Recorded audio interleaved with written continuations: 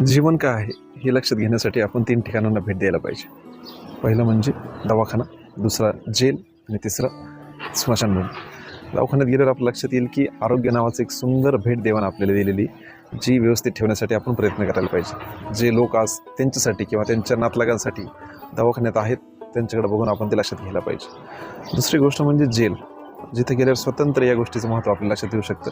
स्वतंत्र असणं हे देवानं आपल्यासाठी एक उपहार दिलेला आहे आणि त्याचा आपण पूर्ण आनंद घ्यायला पाहिजे. तिसरी गोष्ट म्हणजे स्मशानभूमी. ओशो आपल्या एका प्रवचनात म्हणतात की स्मशानभूमी गावाच्या मध्यभागी पाहिजे, कारण ती बघितल्यावर आपल्याला आयुष्याची विरक्तता लक्षात येते आणि आयुष्य किती अनिश्चित आहे हे लक्षात येतं. आजच्या दिवसाचा, आजच्या क्षणाचा पूर्ण आनंद घ्या. माझ्या नजरेत तोच व्यक्ती सगळ्यात जास्त लकी आहे ज्याला आजचा दिवस बघायला भेटला.